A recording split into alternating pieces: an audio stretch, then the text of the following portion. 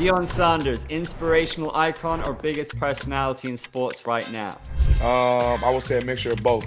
How does the team prepare each week to maintain these levels of performance, especially against big, tough opponents?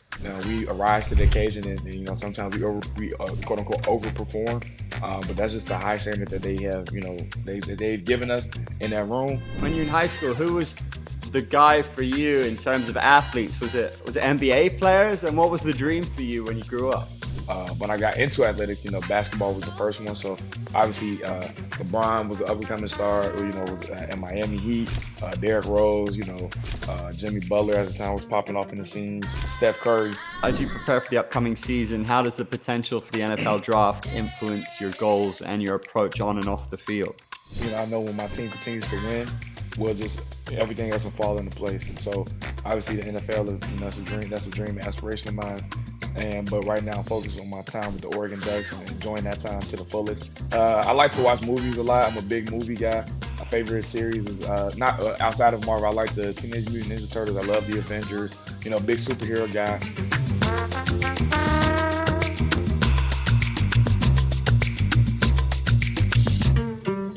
College football in 2024 continues to deliver standout performances and rising stars. And today, we are thrilled to introduce one of the Oregon Ducks' brightest athletes, Marcus Harper II, known for his resilience, strength, and determination on the field. Marcus has become a force to reckon with on Oregon's offensive line as a leader among his peers and a crucial contributor to the Ducks' powerful offense. Marcus exemplifies the grit and dedication that college football fans admire. His journey from a promising recruit to a pivotal Oregon starter reflects his unwavering commitment and passion for the game, earning him respect both on and off the field. Marcus, it's great to see you. You've had an incredible journey so far, especially with starting all 14 games in the 2023 season. Can you walk us through what that experience was like and the impact it had on your growth as a player? Yeah, obviously, before that, obviously starting some games in 2022, but being able to start, for the entirety of the season was something pivotal I wanted to take in my progression from year one to year two of being a full-time starter. Excuse me, and just being able to show my dominance as as offensive lineman. I've played against some great opponents in my time at Oregon. But again, it's just a testament to all my hard work that I put in, behind closed doors and at unseen hours, And I'm glad to see the fruit is kind of shown to be true. During your time at home with Flossmoor High, you built a solid foundation that's clearly contributed to your college success. So how did your high school experience shape your journey, do you think, into college football? Well, I'd be lying if I say I knew all of this was going to be in the near future, but it wasn't. Growing up, like football wasn't even my number one sport. Like I was, I'm born and raised in Chicago, so basketball was kind of where I had my sights set on early on. My dad wouldn't let me play football. Got into football in high school, and there's an offensive line coach over there. Well, not there now. He's at Crown Point in Indiana, but Thomas Cicero, I would say, helped lay the foundation for what Marcus Harper II is today out there in that football field. There's another mentor of mine, Kofi Shuck. He saw this and he believed in me when I didn't even believe in myself at this level. So I kind of just stayed in his hip pocket and kind of just, took his belief and kind of just kept moving forward. But Tom Cicero, great offensive line coach, put a lot of offensive linemen, through college and some in the NFL. The most notorious one is John Michael Schmitz, played a center for the New York Giants. But yeah, we've had some guys come through there, and he just saw a raw, kind of blank canvas kid come through the door as a home with Flossmoor. He kind of just took me under his wing and kind of brought me up, held me to a standard that only again a few offensive linemen at that high school only know about. Again, early on, it was my second year. I was on varsity, not even playing, but he wouldn't let me go down to sophomore. And then I was like, well, why won't you just let me inevitably take the easier route?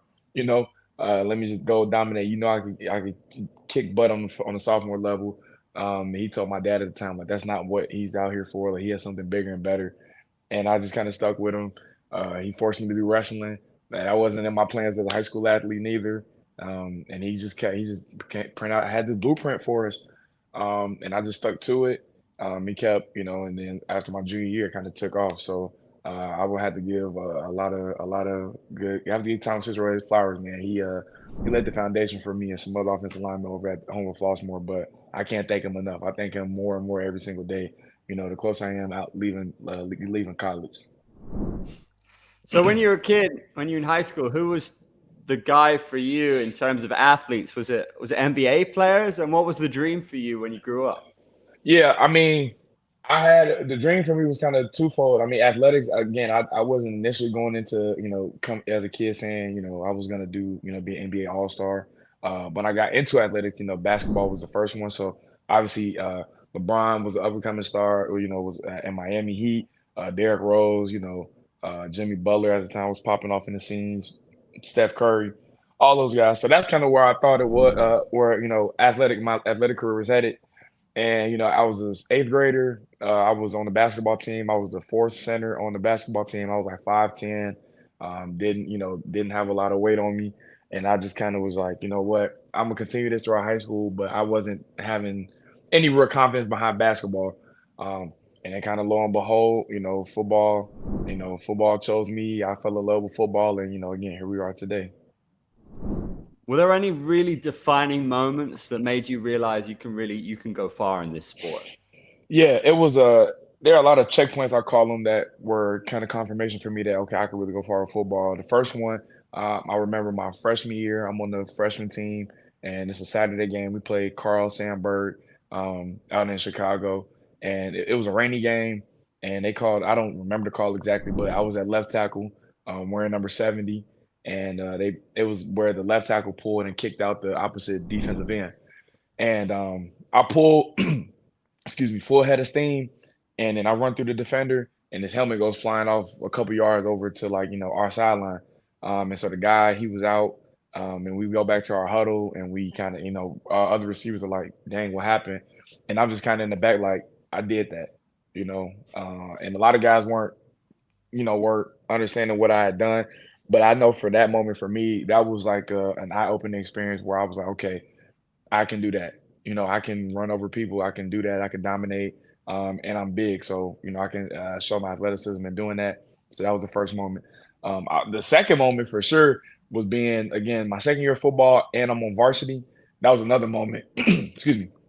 That was another moment where I was like, okay, you can do this. And then after my sophomore season, I didn't start full time. I was kind of a partial starter, kind of getting in some reps here and there, kind of just absorbing and seeing what varsity football was like. And I get 3 offers to University of Cincinnati, Toledo, and Western Michigan. And that wasn't even a full season of me being out there full time, dominating out there at the high school level, on the varsity level. So those are kind of 3 quick confirming answers to be like, okay, I mean, this is what you've done, and you were just out here again, still raw and still like undercut, still new to the game, and this is what I was able to, kind of, spew from that. I got a promising future. So again, I just kind of just stuck down with it, and from that decision, popped up to University of Oregon, and kind of got my offer from there, and kind of when it came out to Eugene. There it is. And your role in Oregon's offensive success has been pivotal, man. How does the team prepare each week to maintain these levels of performance, especially against big, tough opponents? Yeah. I mean, we trust our process. We have a very keen and detail-oriented process, and we trust it every single week. We trust what Coach Lana has for us on the schedule. We trust the challenge that my offensive line coach, Coach Lee Terry, our offensive coordinator, Coach Stein, what they present to us each and every week, and we don't back down from it. We arise to the occasion, and sometimes we quote unquote overperform, but that's just the high standard that they have. They've given us in that room. And again, we just love answering the bell week in and week out. So and it's a testament to our process and the camaraderie on that team. Like we love going to work with the guys that we do every single day. And this is a byproduct of it. And so we just continue to do that week in and week out. And just happy with the results that we're continuing to get. Team spirit's a massive thing. Is there anything you guys do to do it, like things that you guys do together off the field, or is it just come through practice and games? Yeah, it's a mixture of both. We've had a lot of time throughout the offseason to get to know each other, kind of get to know everyone's story, the reason why everyone is doing what they're doing. And I mean, we just love competing against each other. So we compete with each other. We love having fun, hanging out with each other outside of the facility. And I mean, again, it just shows out on the field. It was great to see guys, Saturday, Justice Lowe get his first college touchdown when, if you don't know Justice, like his story is just, he's been through a lot early on in his college football career, but to see him get a touchdown after all of that and kind of still, stick to it, put his head down, continue to work. You get to see some young guys in at the end of the game, Janoris Wilson, you see George Silva, you see Charlie Pickard, Lipe Mwala and Kavika Rogers, they go out there and get to show their shine. They're not getting as much playing time as they would like right now, but when they do get in, they again continue to uphold the standard and even take it higher. So I love seeing that. I love being able to make the score so high that we get to put our young bulls in, and guys that are actually step up like Justice. I like seeing that. I like seeing young guys being able to pull up and and do things at a high level. So I think we just have a genuine care and respect and love for one another. And I mean, again, this is a byproduct of that. So you're considered a standout in your position. What specific skills and techniques do you focus on to continually improve as an offensive lineman? Yeah, my athleticism is definitely for sure a separator. A lot of interior offensive linemen do not have that level of athleticism that I provide, that level of explosion, athleticism, and then add a little bit of charisma in there too, just for fun. But a lot of guys just don't have that packaging together, or if they do, they have one and not the other. And I've been blessed to have all three, and I just use it to my advantage. It's been the thing that's been able to help me, register no sacks over the past 2.5 years, going on three. And again, that's something that a lot of guys just can't say. Um, and yeah, I mean, just continue to use my athleticism, continue to hone in on my agility, my speed, and because it's something the offensive linemen they tend to not focus on in an area in which they don't, I focus on more. And so again, it's shown to be beneficial for me up until now. Family is a huge part of an athlete's journey, right? How's your family been there for you on this amazing ride through high school to college? Right. I mean, it was kind of new to him. My dad, he was a standout high school athlete, but I never really amounted to, certain levels that, I've been at. So, I mean, they've just been giving me a lot of support, and they've kind of let me be the flag bearer and kind of letting me run with it how, whichever way I want to get to it. I know that their support back home in Chicago, is always there. It's great to have them come to closer games, being in the Big Ten now, we get to go, Michigan, Indiana, all these closer states, so they get to come to those games and be involved in that atmosphere. But I mean, it's great to have their support 24/7, and they're with me throughout the entirety of the journey. So I'm glad to have them on that, and it's been fun. It's been rough, not having my family out there at certain games, over those earlier years. But when I originally committed to Oregon, I knew that was one of the sacrifices that I was going to have to give up was not being able to see my family so immediately. Um, and I was gonna have to kind of take the trip on by myself. But again, I knew I was built for the journey, and I don't see. I love that I did that, made that decision at such a young age, and I don't look back and think twice about that decision one bit. Is there any values or support that they gave you that stuck out for you that's helped you on the way? I would say that stick to itiveness, that being a diligent hard worker, being just being a loyal individual. That those are two characteristics that you either have them or you don't. They always told me to just stay loyal, stay true to who you are, and continue just to work hard and continue to separate yourself. And that's kind of what they packed in my bag when I got to college, and I was able to maximize that as I've been in college for going for 5 years. And I know that they're proud of me. I'm proud of myself as well. And yeah, I mean that's pretty much what they just packed me up to college with. And this is again the byproduct of that. Do you have any other hobbies or things that you do outside of football just that keep you sharp, keep you grounded, or so it's not all Yeah, just training? football 24/7. Yeah. I like to watch movies a lot. I'm a big movie guy. I have to expand my the genres that I look into. I'm a big action movie guy, so big Marvel kid. Favorite series is not outside of Marvel. I like the Teenage Mutant Ninja Turtles. I love the Avengers. Big superhero guy. But I'm trying to get into more, classic Scarface, things of that nature. So if anybody has any movie suggestions, I would love to, you can flood my DMs with them. Whenever I have some free time, I tend to look at some movies. I just actually watched Pharrell's documentary the other day, Piece by Piece, out in theaters. So I was able to watch that. I like to draw from time to time. I kind of drawing is one of those natural things that I was able to do at such a young age. and kind of just naturally just look at a picture and be able to put it on a piece of paper. So whenever I have some true downtime and I can, got some paper and a pencil around, I love being able to bring that out of me. I like reading too, kind of a little bit of a bookworm from time to time whenever I get to sit down. And actually, I like having books in my hand versus like listening to audiobook if I have my preference. And honestly, just hanging with friends and family. I like, when we're out with friends, having, board games, card games, that type of deal. Uno, I'm a big Uno advocate. I love me some Uno. And just honestly, just enjoying time with one another. Like I said, card games, board games, whether they might be on the game or just, just hanging out with some of my friends. That's kind of the life of Marcus Harper II. I have a friend who's an elite fighter. He always said, having a girlfriend was tough because you got to train, then massage, then train, then sleep, then train. How do you juggle having relationships and dating when you're on this path? Yeah, it's definitely tough. Your sport is inevitably your first love, and so that's what you have to reign true to. The relationship pool for me as of right now, it's kind of I don't have anyone that I don't have a girlfriend at the moment, so I kind of just I'm just just focus on football right now. That's kind of the main priority. Focusing on myself, getting to know myself a lot better, and really just focusing on those things because those are the most important things as of right now. I know when the time is right. I have somebody that I can, bring it to my space. But my schedule is hefty. But I know what I bring to a relationship is something that's undeniable. So Respect. You got to have that confidence, man, in everything. absolutely. You played a massive role in Oregon's offensive line and one of the best in the country. So, how would you describe the mindset and the preparation that you bring to the line each game? Yeah, I take pride in my work. I always have from such a young age. The minute I got into it, I've always wanted to be a player that I like the product that I put out on the field. I like taking pride in the product I put out on the field, and I've always been like that since day one. And so again, it's just to continue to hold up the standard. I've always wanted to be a person that once I look back on this film, can I be proud of it truly? Can I go back and eventually in some years show my kids like, okay, that was your dad, and I feel like this is something that I'm ashamed of. And obviously there's areas I can grow in as a player, but making sure that, week to week I'm improving, I'm showing, the best version of myself each week in and week out. And if I'm not, what am I doing to what stones am I uncovering to make that a reality, to make whatever I have that's in my imagination a reality.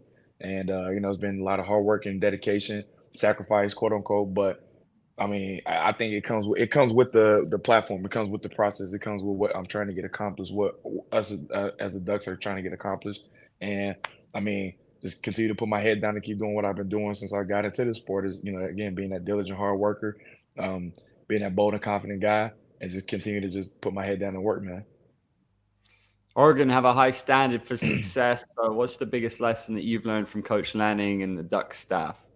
I mean, no matter what you've done the year before, the week before, like no one really cares.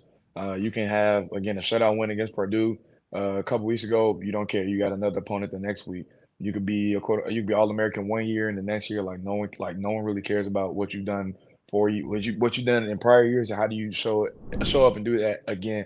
And that's been able for me to continue to grow. That like okay, whether it's been a season where I wasn't the most, I wasn't the happiest with the results. Okay, man, that I mean that's a clean slate, whatever. Like you don't, no one cares about that. What can you do to move forward to help benefit the team now?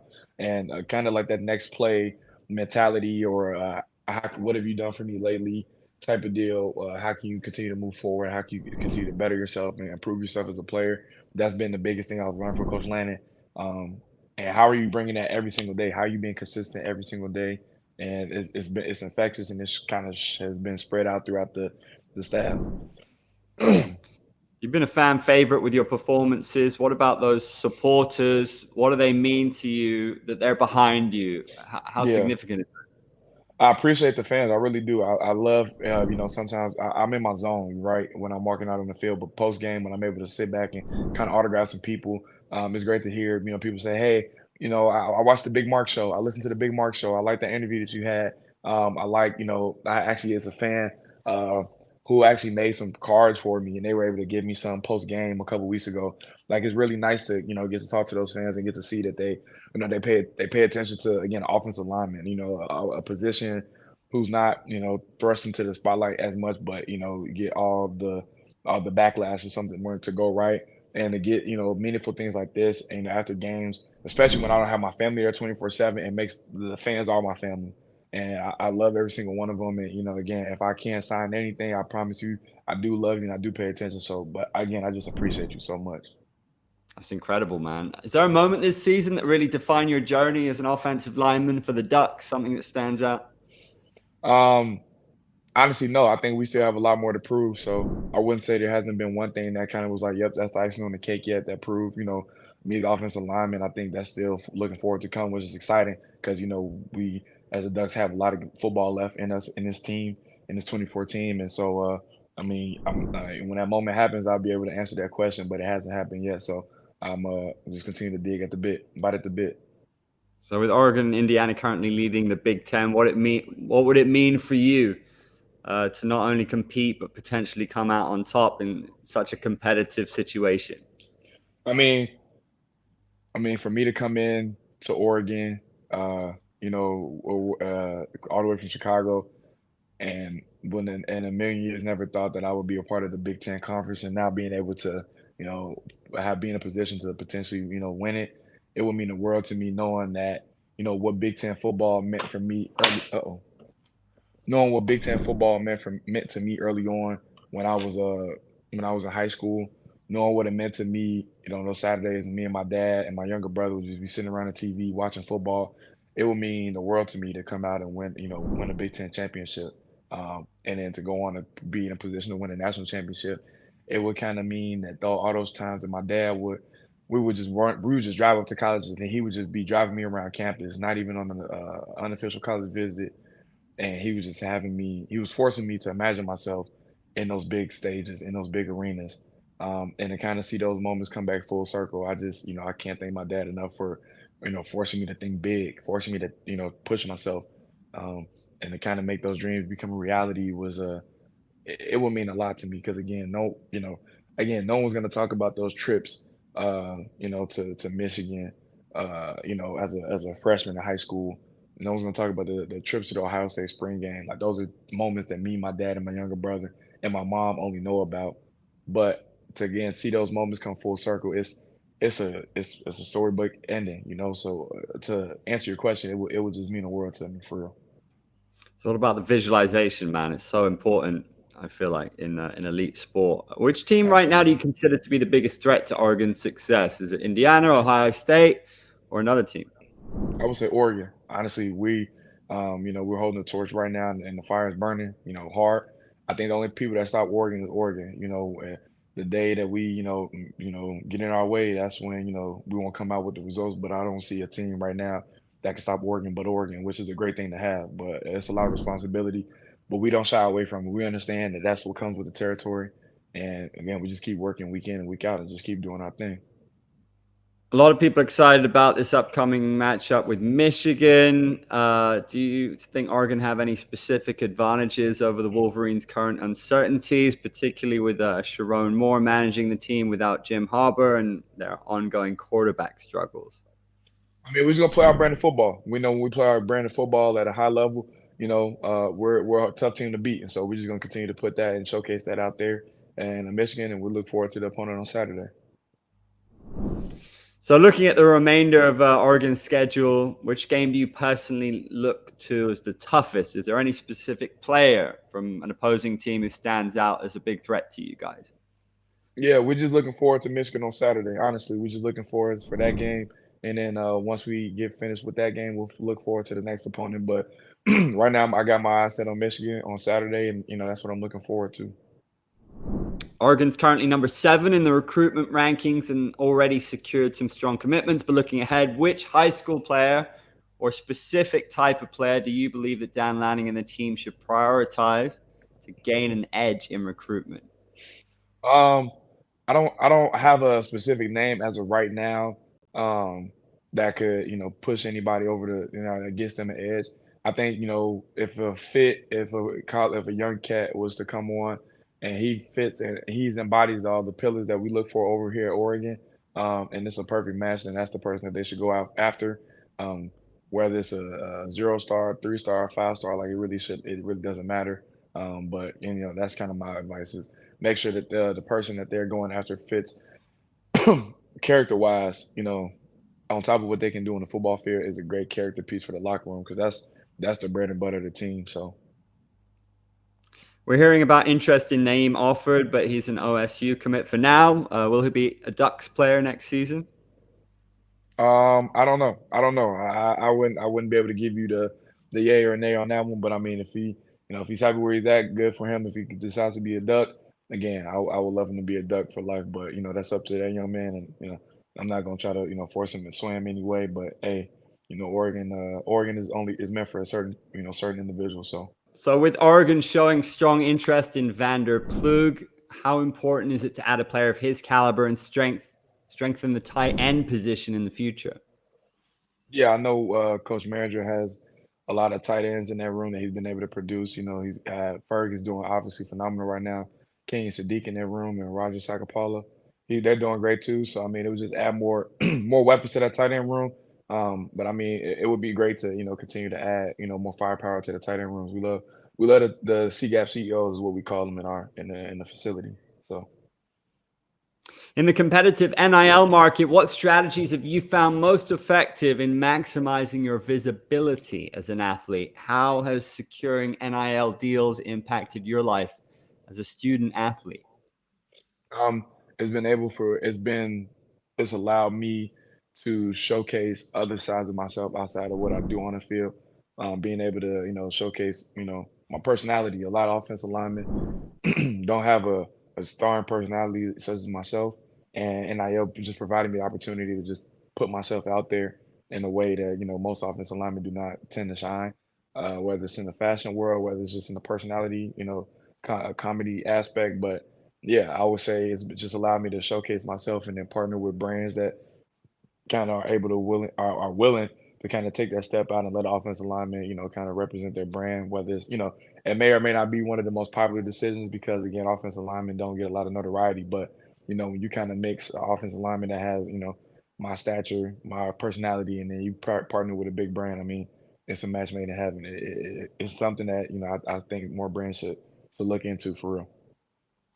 Is there any particular brands or industries that you'd like to partner with? Absolutely. A laundry list goes on. I would say Skittles would be number one. I love me some Skittles. Mike and Ike's, Snickers, High Chews. Um, shoot, we can go Benz if we wanted to. Nintendo Switch, Hot Toys, Nike. The list goes on and on. I'm kind of open book as of right now what brands I would want to. Um, yeah, but I'm open for anything. You got a strong list. Strong So your list. teammate Dylan Gabriel is one of the favorites for Heisman. Do you think he wins it this year, or over the likes of Travis Hunter, Ashton Jaunty, and Shadur Sanders?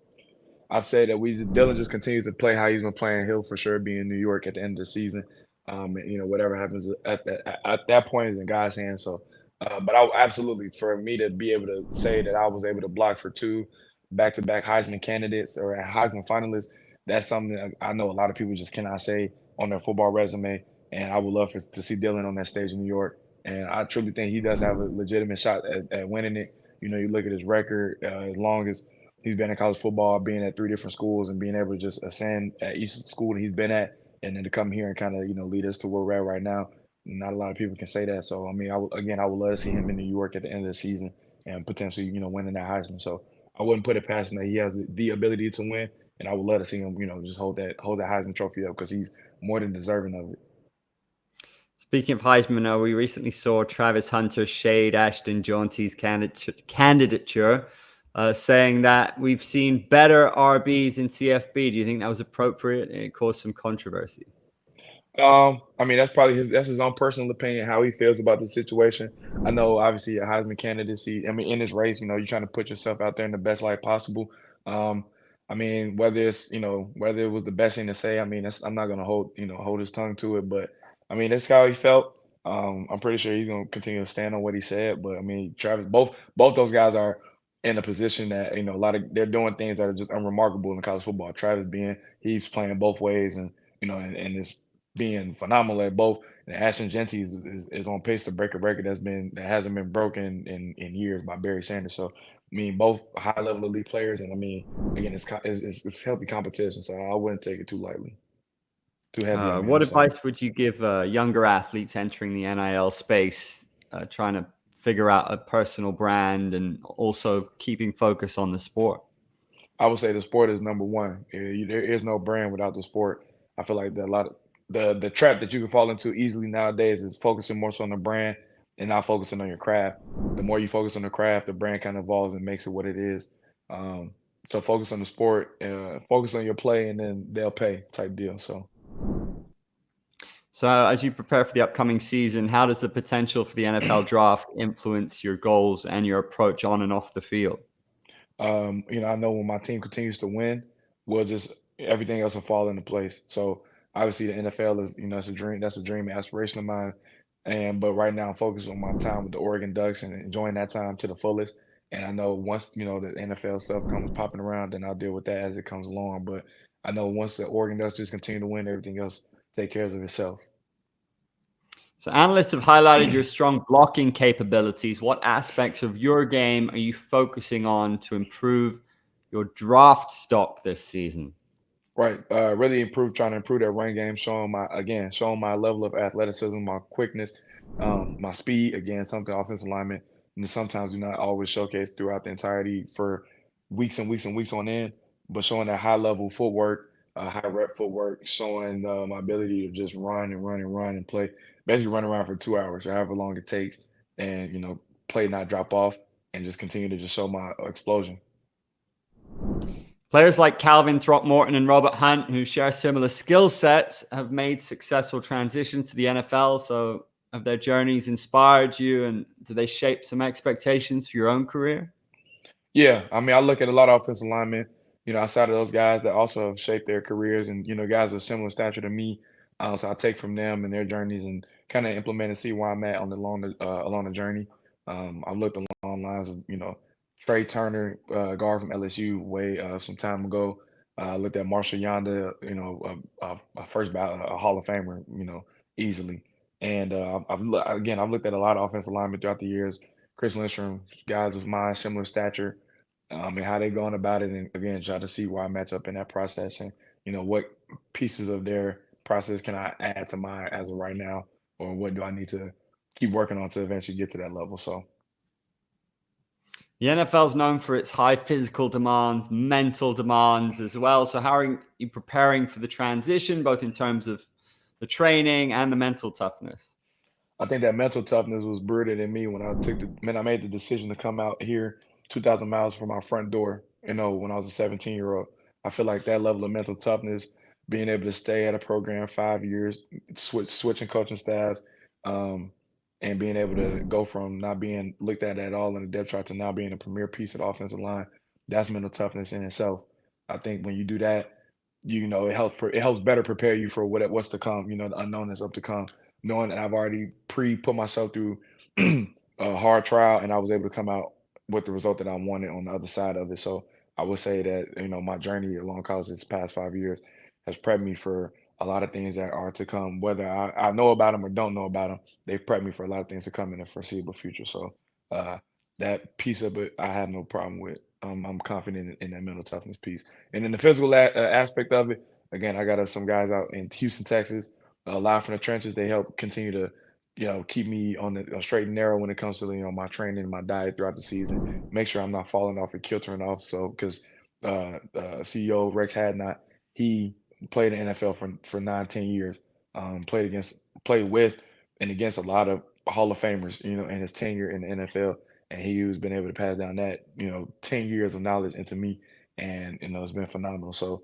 all those things that have been helping me in the process and helping me achieve my goals, and again, I can't thank them both enough. So, as you look towards the draft, what type of team or system do you think aligns best for you and your style of play as an offensive lineman? Yeah, one that allows me to just show my athleticism, one that allows me to basically run around all day, kind of get me out there in space, get me out there and running guys, and again, being able to show my athleticism. And yeah, that's the team that I look for. Do you have any plans to participate in any senior showcases or combines? And if so, how do you feel that might impact your standing in the draft? Yeah, not at the moment. I haven't been able to, put any major decision or focus on things like that. when that time comes around, I'll let everyone know what I'll be participating in. But as of right now, I have no say so on what I'm gonna be participating in and where I'm gonna be going. So Do you have any advice for any college athletes trying to look to the NFL, especially offensive linemen? yeah, I would just say understand what is your game, as try to understand it as early as possible. I know it's hard because offensive lineman is every position is very developmental. But again, you have to, your strength has to develop. You have to kind of get some, older to truly understand where your game is at. But the earlier you can find your game and earlier you can find players that you personally know have similar statures to and things of that nature, I would say kind of look at their games and kind of try to pick from the games a lot early on and kind of just go from there. We're going to finish with a rapid fire. So who would be more fun to have as a coach for a day, Dan Lanning or Nick Saban? I already got coached by Dan Lennon, so I say Nick Saban. I would like to see, because he coached Coach Lennon, so I would like to see what that's like from the head man himself. Favorite football movie or series of all time? I'll say The Blind Side. It's a great movie. I watched that recently again. It's awesome. Sorry, if you could go one-on-one against any historical player in the NFL, who would it be? Ooh, I would say Aaron Donald. Nice. Travis Hunter's two-way play, good for him or bad? I say it's great for him and it's great for the sport of football, not being able to allow people to put limitations on what he can and can't do. Dion Saunders, inspirational icon or biggest personality in sports right now? I would say a mixture of both. First celebrity crush? First celebrity crush. I would say Regina Hall or Megan Good, one of the two. If you could meet any athlete, dead or alive, who would it be? I would say Larry Allen. NFL first draft pick? Marcus Harper II. Hell yeah. Marcus, absolute pleasure, man. Best of luck to you. Keep doing what you're doing. You're the man. Appreciate that. Much respect. Cheers.